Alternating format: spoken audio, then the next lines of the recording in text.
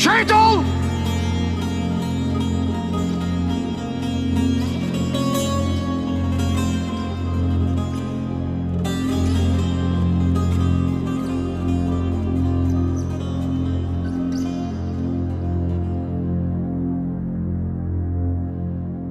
Cenaze yürüyüşü! Marş!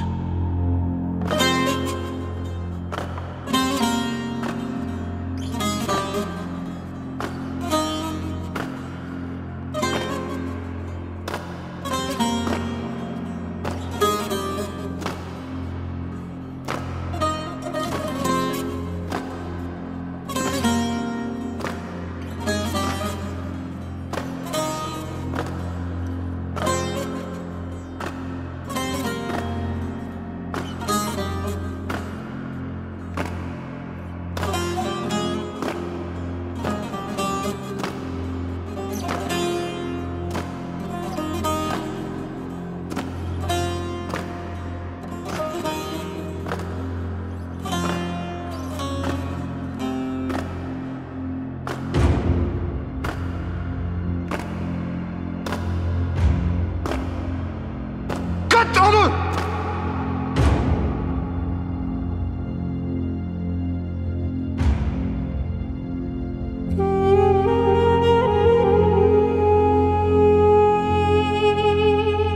Şehit bırak!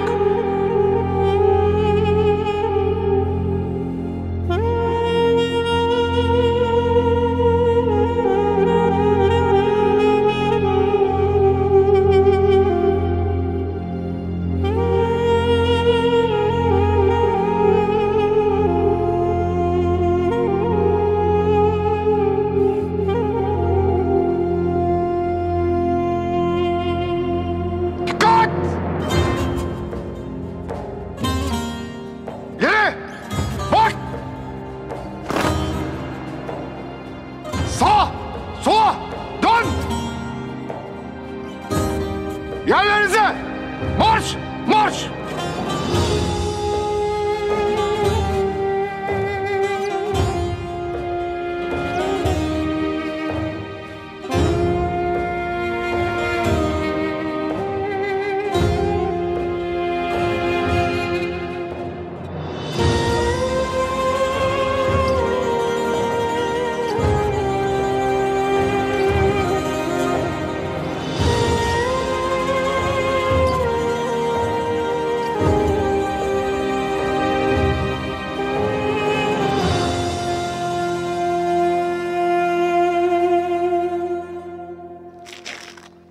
Müsaadenizle komutanım.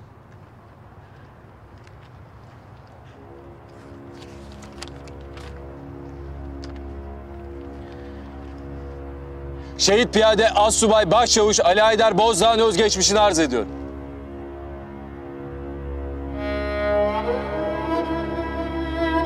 ...12 Ocak 1982 tarihinde Samsun'da doğmuştur. 2000 yılında piyade Assubay Çavuş olarak ilk kıtasına atanmış, oradan bir sene sonra İnha yoluyla Özel Kuvvetler Komutanlığı'na tayin edilmiştir.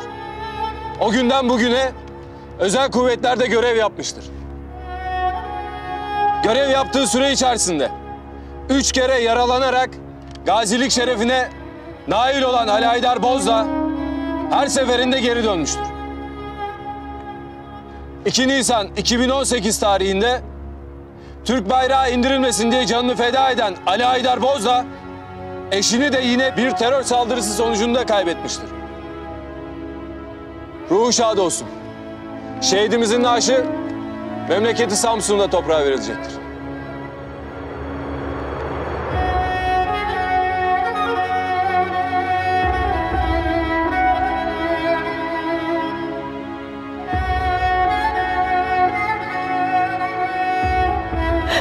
Nasıl kıydılar oğlum?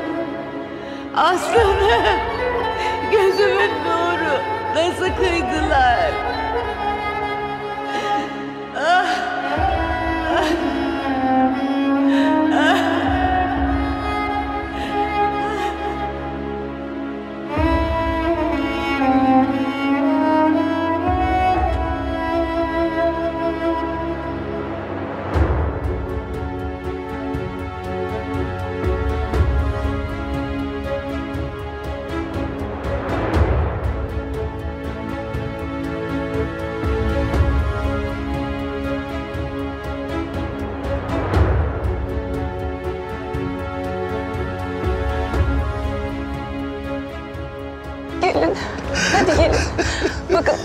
Haydar sizi böyle görse çok üzülür. Hadi.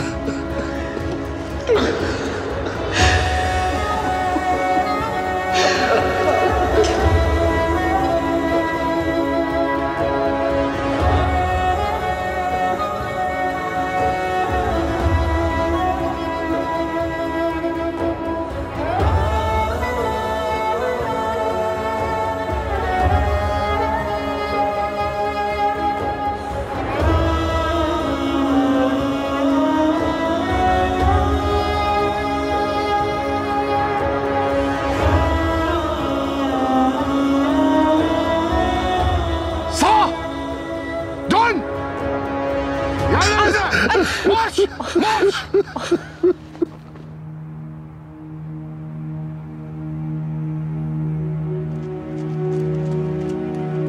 Sağa! Sola! Teyzeciğim iyi misin? Ah kızım. Kalbimi söktüler yerinden. Gencecikti o da. Oğlum benim. Kalk! İleri! Bak! Şehit ol!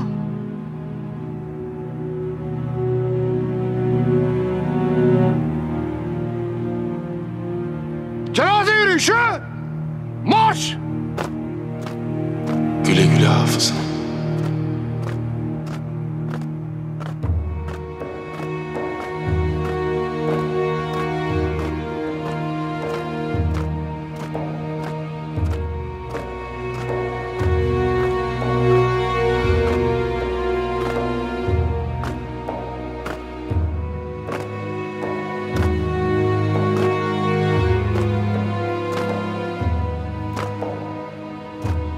Hafız. Bizi burada boynu bükük bıraktın.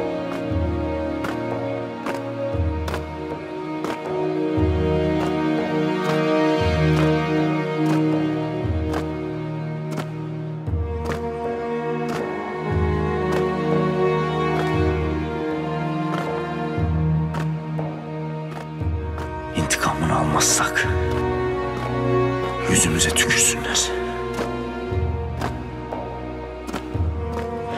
Bu şerefsizler bunun hesabını verecek.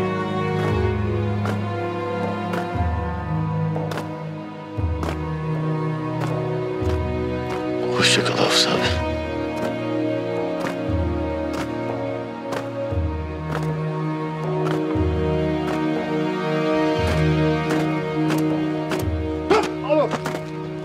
Şehit bırak!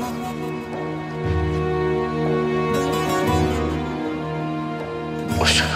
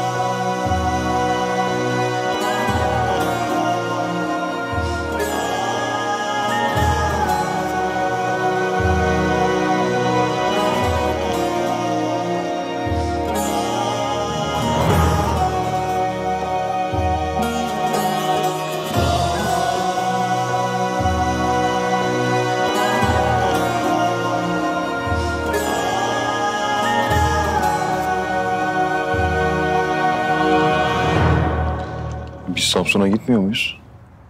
Vazife var dediler. Yarın yetişirsek ne hala?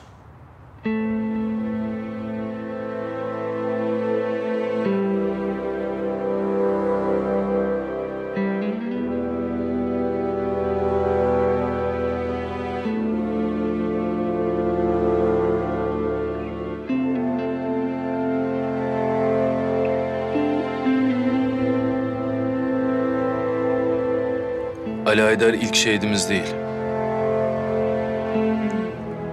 Allah'tan umulur ki son olsun. Amin komutanım. Hadi gidip dinlenin.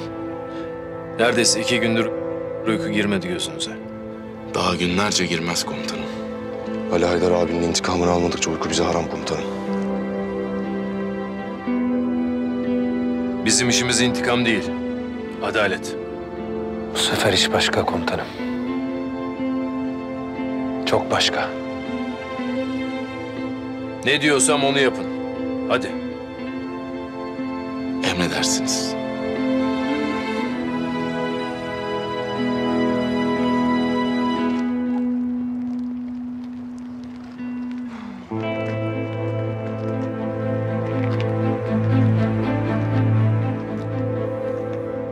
Başımız sağ olsun.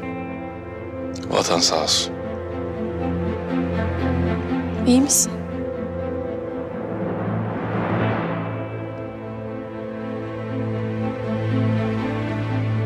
Sağ kolum kopmuş gibi hissediyorum.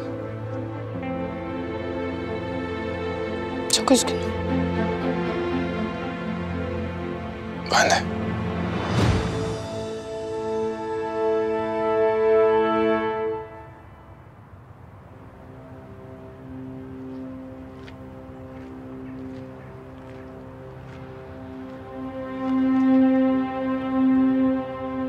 Başımız sağ olsun. Vatan sağ olsun evlat. Vatan millet sizlere emanet evladım. Başımız sağ olsun. Sağ ol oğlum. O Yavuz'um, o yavrum nasıl kıydılar evladıma. Ali Haydar'ıma nasıl kıydılar. Ben onun kundağının kokusunu bilirim. Adını kulağına okuduğumuz sabahı hatırlarım. Kur'an'ı eline ilk aldığı günü hatırlarım. O yanık sesiyle boynunu kıra kıra okuyuşunu hatırlarım. Oğlum, söyle şimdi ben ne yapayım? Ben nasıl bu yangını söndüreyim? Vatan sağ olsun anacığım. Sen evladını özlediğin an bize sarılacaksın. Bizi arayacaksın. Bizi bir evladım bileceksin. Vatan sağ olsun. Vatan hep sağ olsun. Sizler de sağ olun. Ben bu yangınla yanayım. Bu acıyla kavrulayım. Hiç dert değil. Sizler sağ olun evladım. Ama bak bana. Fatma'm için, Ahmet Kartal'ım için, Hafız'ım için hiç sakınmayın evladım. Nerede bulursanız o canavarları hiç sakınmayın. Hafızımın kanını yerde koymayın. Asla. Asla kanı yerde kalmayacak anacığım. Allah sizleri korusun. Ben hafızım yaşıyor gibi her gün size dua edeceğim. Sağ ol.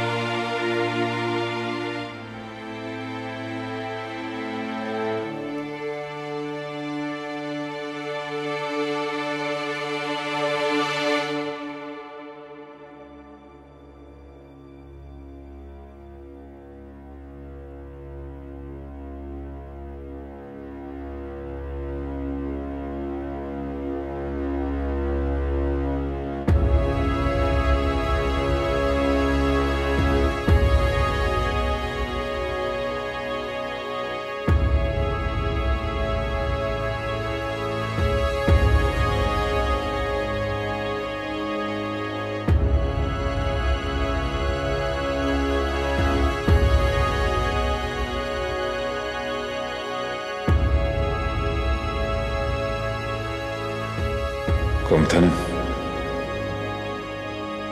Ne mutlu ki bana müjdeyi sizden önce almıştı.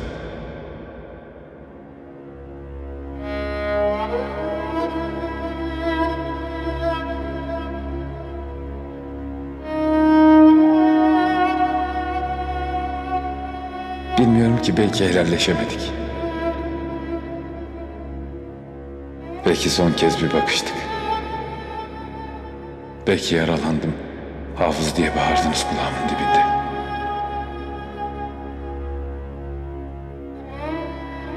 Her ne olduysa oldu. Bir önemi yok artık. İnşallah ben şehit oldum.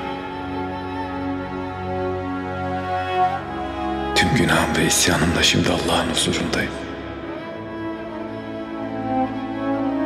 Onun rahmetine ve merhametine sığınıyorum.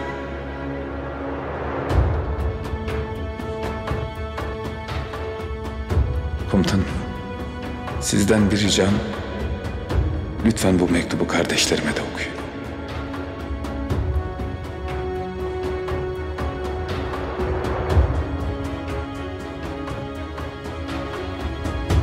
Karabatak, Keşan, Avcı, Çaylak, Aşık, Tahir. Yavuz komutanım size emanet. Erdem komutanım size emanet. Sakın ola ki onların bir dediğini iki etmeyin. Hoş, etmezsiniz ya. Benden bir abi tavsiyesi işte. Şöyle demişti bir adam bana. Dünya bir pazar yeridir. Bir kefen alır gidersin. Ben de dünyada bana ait bir şey kalsın istemiyorum.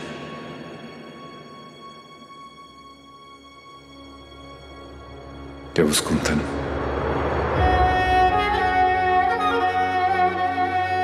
Seccadem sizde kalsın. Yanımda taşıdığım küçük bir mushaf vardı. O da Tahir'de kalacak.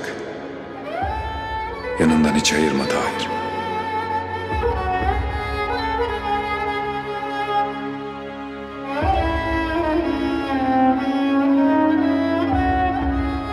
Avcı sen bıçağımı al.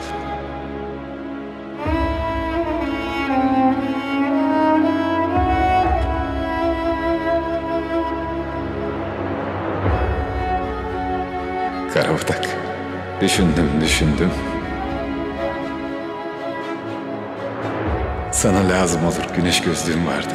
Sen de kalsın.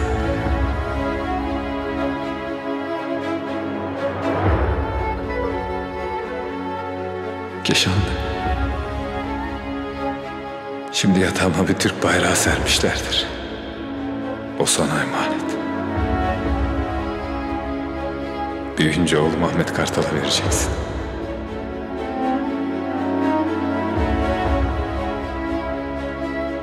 Çaylağım, kardeşim. Yakında düğünün var. Sana bir zarf bıraktım. Çam sakızı çoban armağanı. Düğününde lazım olur. Elimden bu geldi, kusura bakma. Keşke daha fazlası gelseydi.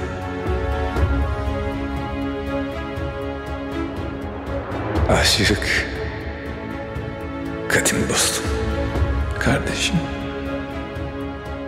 Evde dedemden kalma bir saz vardı, istedim onu. Sana gelecek. Tellerini vurdukça beni hatırlarsın. İşte böyle dostlar. Sizden son arzum, ara sıra şu garip hafızı hatırlarsanız, Allah rızası için bir fatihanızı eksik etmeyin.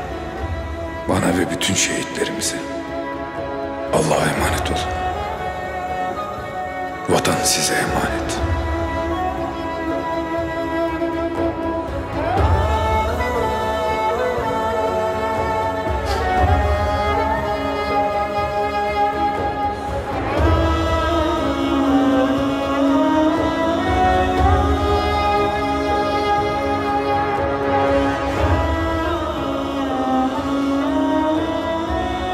Bize söylenecek bir söz bırakmamış Hafız.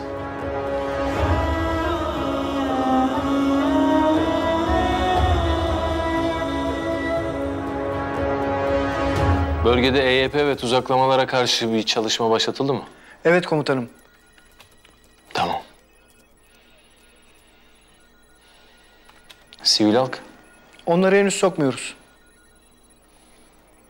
Peki. Üsteğmen Özen. Komutanım, az önce istihbarattan bir bilgi notu geldi. Ali Haydar Başçavuş'u şehit eden teröristler. İHA'larımız tarafından görüntülenmiş. Bir de komutanım, elimize geçen cep telefonundan bir fotoğraf çıktı. Ekrana verebiliyor muyuz? Veriyorum komutanım.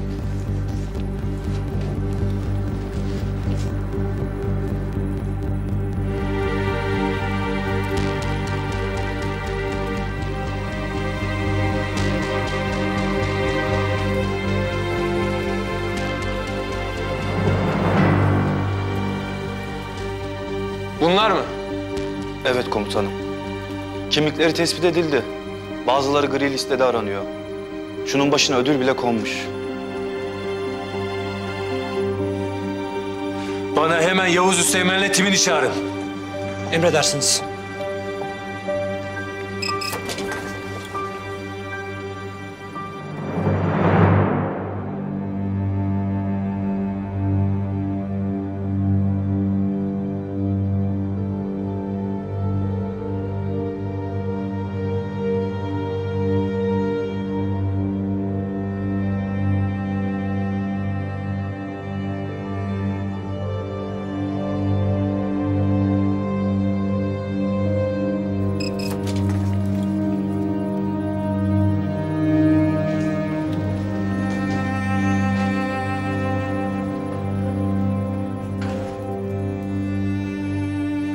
Bunlar o şerefsizler değil mi komutanım?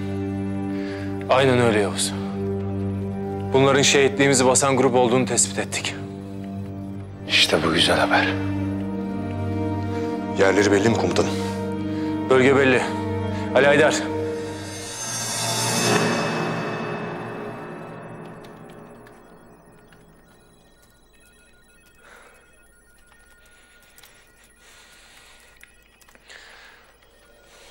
Bölge belli. Tam yerini bulmak ateşin işi. Siz yeter ki emredin komutanım. Yerin 7 kat dibine de girseler gidip onları bulur oradan çıkartırım. Sınır ötesine geçip sadece adamların yerlerini tespit edeceksin. Sonra enselerine binip adaletin önüne çıkarıp hesap soracağız. Eğer işler istediğimiz gibi gitmezse komutanım? İmha edin. Şimdi oldu. Hazır bekleyin Yavuz. Emredersiniz komutanım.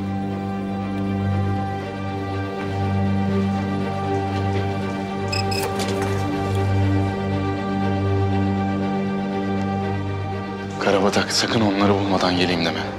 Emredersiniz komutanım. Ne yapıp edip onları bulacağım. Karabatak. Söz ver bize. Söz. Komutanım imha dedi, duydun. Önce adalet dedi. Onlar ne isterse olacak.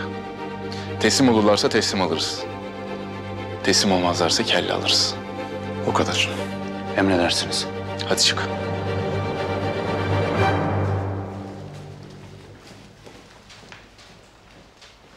Boncuğum sen hala burada mısın?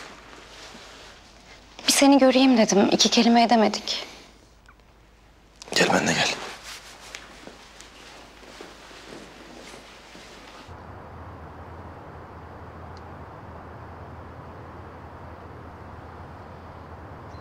Çok zor değil mi? Hafız abi başkaydı be. Bambaşka. Herkesin derdine koşar. Herkesi dinler.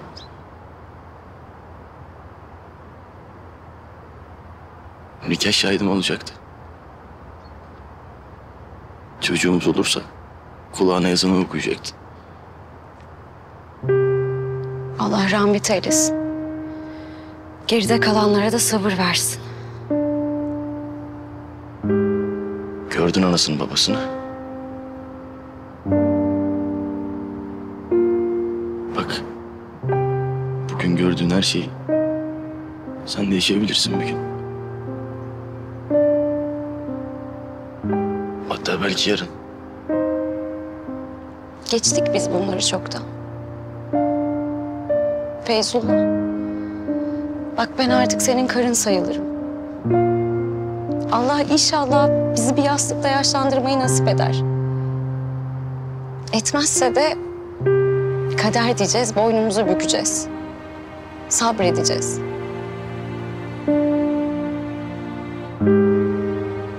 Aşk bu. Bunda pazarlık olmaz. Haklısın Boncuğum. Ben de her gün şükrediyorum senin gibi birini karşıma çıkardı diye. Biz yeter ki el ele verelim. Bütün zorlukları atlatırız.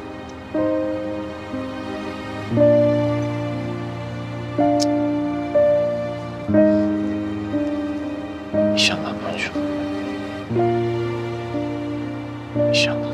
İnşallah.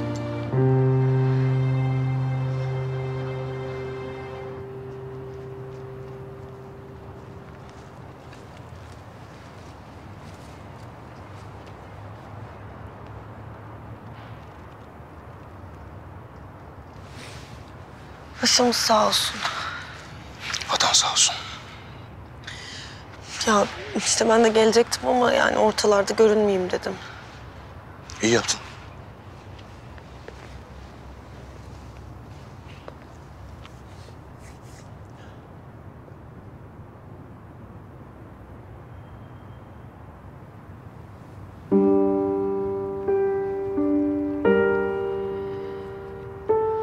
Sen bana kızgınsın hala. Yok, değilim. Aksine teşekkür etmek isterim. Teklifimi kabul etmediğin için. Neden?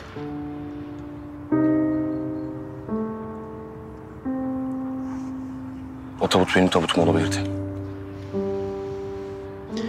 Ya Allah korusun Fethi, o nasıl laf ya? Benim tabutum da olabilirdi yani. Doğru. O yüzden bize bir gelecek yok. Sen benim için, ben senin için endişelenerek böyle gidemeyiz.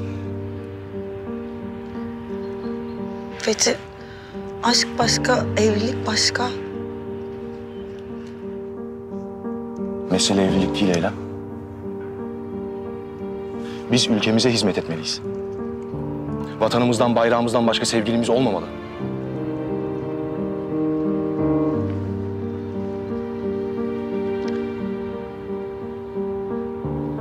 Sen bu söylediğine inanıyor musun? Ne fark eder? Bence sen beni cezalandırıyorsun. Hatta cezamı çoktan kestin, şimdi tahsilatı toplamaya geldin değil mi? Saçmalama Eylem. Saçmalamıyorum Fethi. Hatta belki de kendini cezalandırıyorsun. Ali Haydar'ın ölümünden kendini sorumlu tutuyorsun değil mi? Eylem, bu konu tatsız bir yere doğru gitmeye başladı. Yalan mı? Değil. Yalan değil. Neden Hafız öldü ya? Onun daha yaşı dolmamış bir çocuğu var. Evde bekleyen bir ailesi var. Benim neyim var? Ha? Hiçbir şeyim. Ailem yok. Kardeşim yok. Hayatını benimle geçirmek isteyen bir sevgilim yok. Ya ben varım, arkadaşların var, öyle deme. Onları da bir bir kaybediyorum.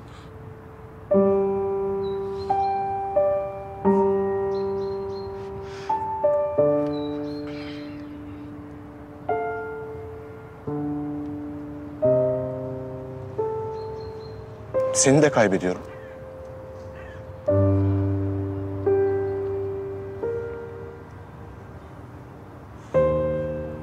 İşin kötüsü olması gereken de bu. Görüşürüz.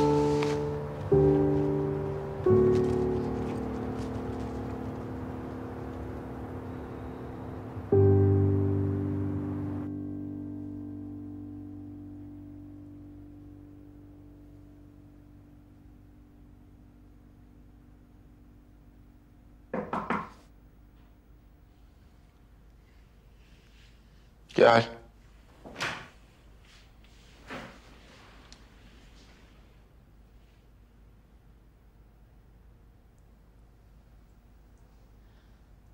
Gelebilir miyim? Gel.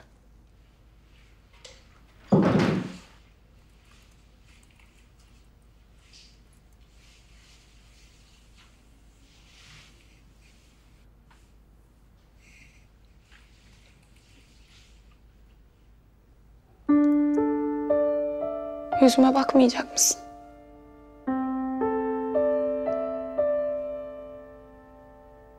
Niye bakmayayım?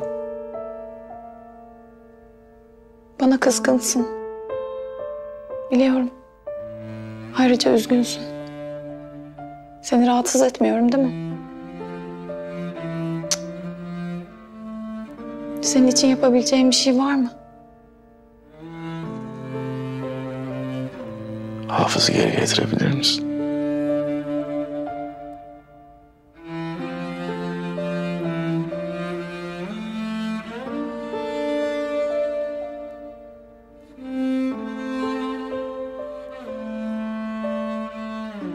Çok üzgünüm.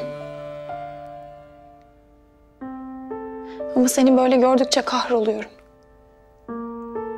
Yalvarırım böyle yapma. Benim için endişelenmene gerek yok. Ne olur böyle konuşma. Nasıl konuşayım? En yakın silah arkadaşımı kaybettim ben. Nasıl konuşayım?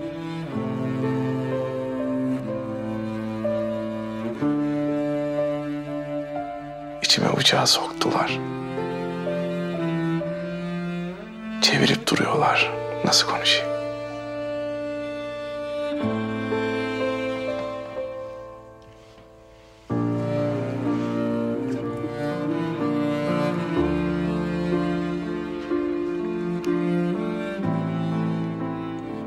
Yanında olmama izin ver.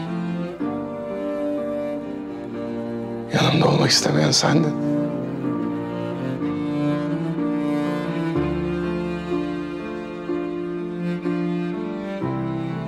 Bunları tekrar konuşabiliriz. Benim hayatım acı çekmekle geçti Bahar. Daha bir acı dinmezken diğeri başladı hep. Yas tutmaya vaktim bile olmadı.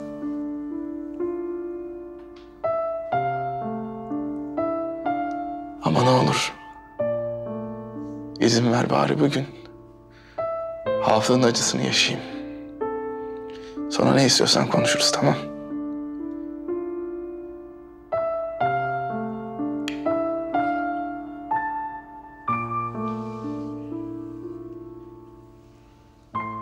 Rahatsız ettiysem kusura bakma.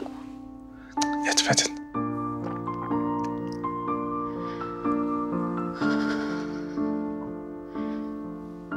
Başım sağ olsun. Vatan sağ olsun.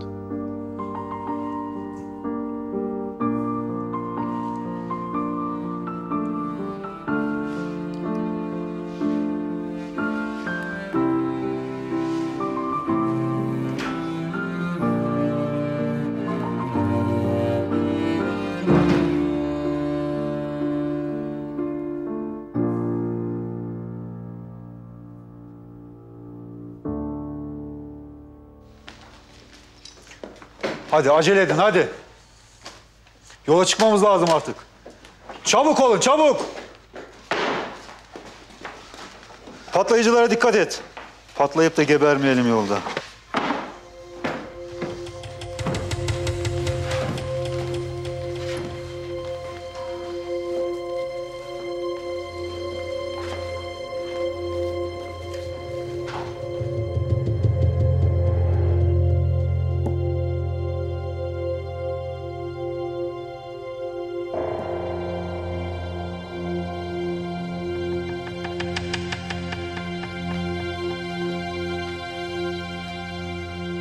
Hazırlıklar neredeyse tamam.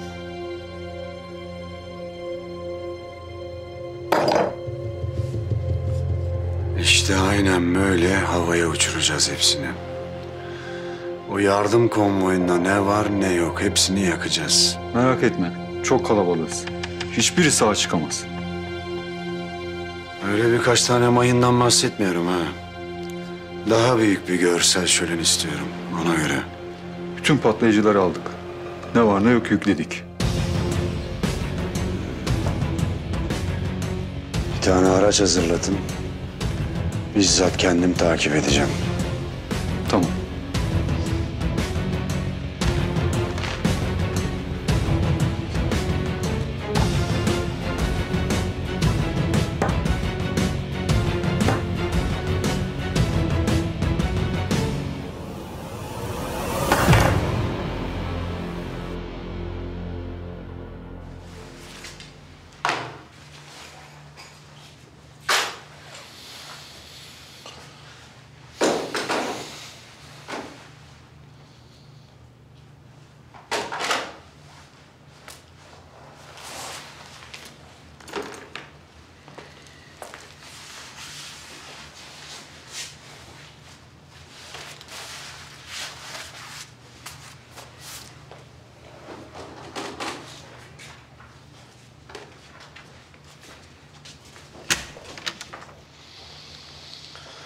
Kusura bakma.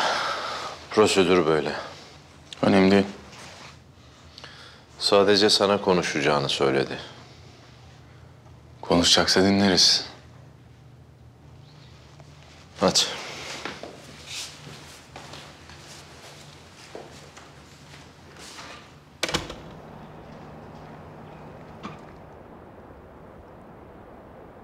Hadi. Hadi oğlum Karabatak.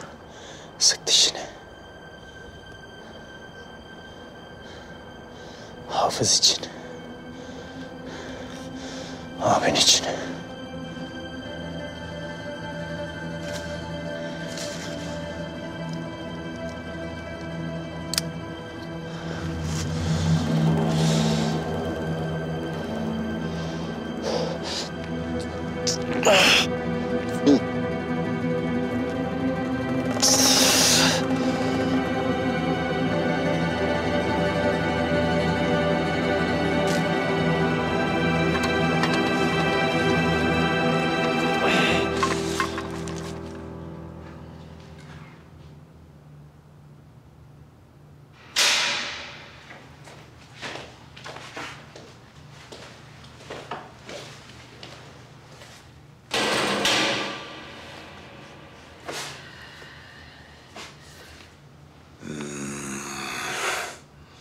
İşte adamım geldi. Hoş geldin sarışın. Sana donatlet getirecektim de içeri almadılar. Sorun değil. İhtiyacım yok. Burada bana iyi bakıyorlar. Ben de sana çay kahve ikram etmek isterdim ama kusura bakma imkanımız yok. Bu sefer seni pek iyi ağırlayamayacağım. Yalnız sen beni değil, ben seni ağırlıyorum. Yanlış olmasın. Hacı dede gitmiş. Başın sağ olsun.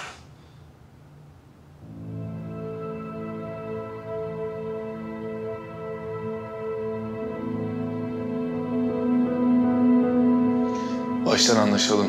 Şehit arkadaşım hakkında böyle konuşursan, buradan çıkarken kafanla ayak parmakların aynı yerde birleşmiş olurlar. Tamam Sarı.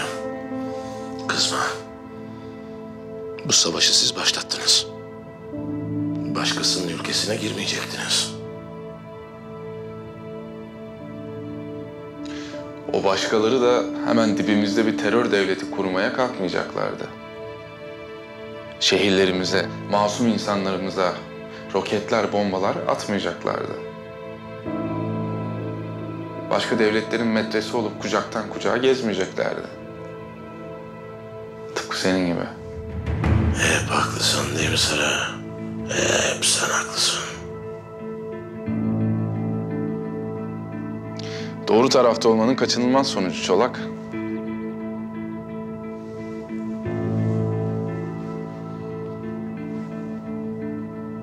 Adamlar senin karına, kızlarına neler yaptı hatırla. Günün sonunda ne oldu? Gittin onlarla işbirliği yaptın. Sonra da seni bir paçavra gibi kullanıp attılar.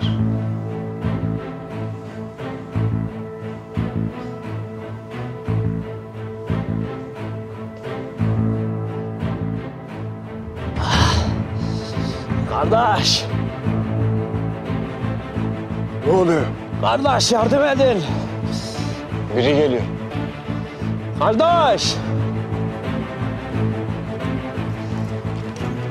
Kardeş yardım edin! Bırak silahını. Ben de sizdenim. Yardım edin bana kardeş. Yaralıyım, canım çok yanıyor. Ne yapıyorsun burada? Dedim ya kardeş, bütün arkadaşlarım öldü. Geriye bir tek ben kaldım. Dalga kıran mıdır nedir?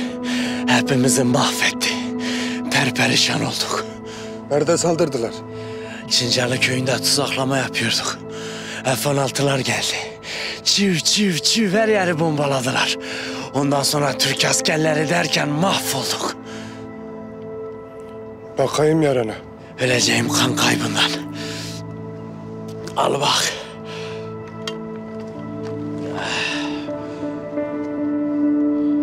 Bunu dikmek gerek.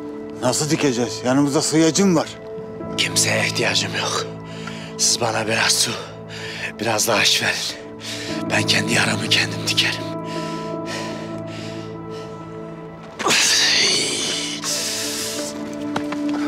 Tamam gel şöyle.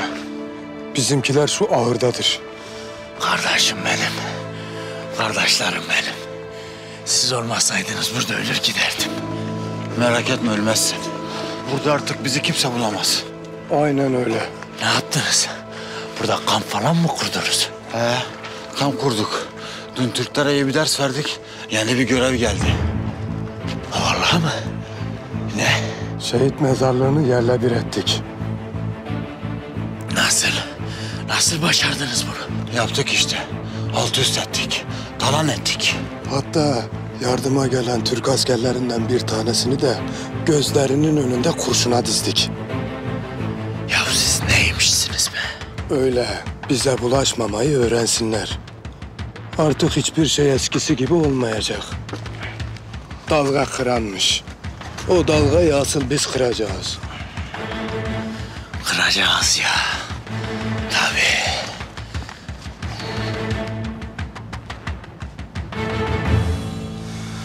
Bir şey söylesene Sarı.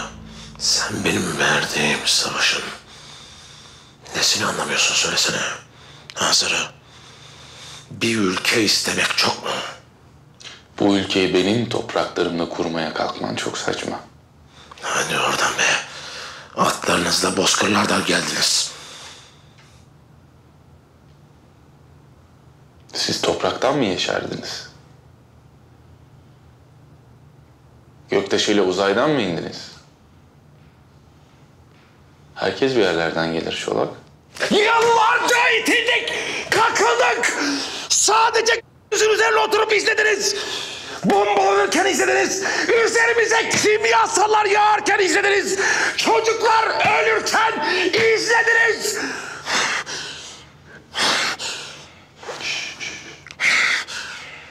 Sakin ol. Otur yerine.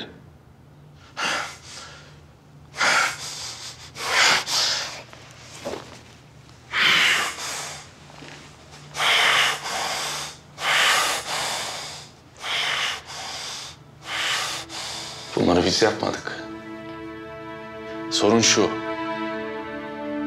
Eğer gerçekten inandığın bir davan varsa, eğer gerçekten uğruna ölecek kadar inandığın bir davan varsa, bunu tutup da uyuşturucu parasıyla yürütmezsin. Üzerine bombalar bağlayıp otobüs duraklarını havaya uçurmazsın. Eğer gerçekten bir davan varsa cesur olursun. Haysiyetli olursun. Korkusuz olursun. Her şeyden önce bir olursun. Tek yürek olursun. Öyle her para verenin kucağına oturmazsın. Ben buradayım dersin. Ha. Ülkeni mi işgal ettiler? Geldikleri gibi giderler dersin. Geldikleri gibi giderler.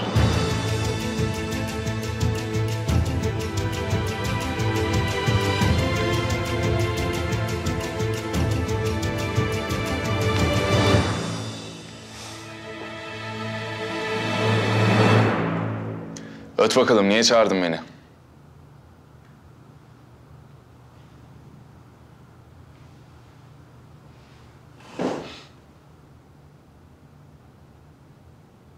Beni bu delikten çıkaracaksın.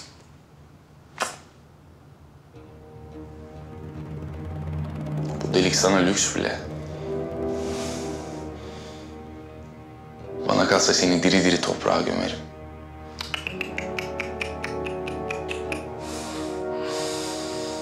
Dermanla ilgili bir şeyler öğrenmek istiyorsan beni bu deliğinden çıkaracaksın. Bahçeli bir eve çıkacağım. Nerede olduğu önemli değil. Ama bahçesi olacak. Ev gibi bir ev olacak. Ben de sana derman hakkında bildiklerimi anlatacağım.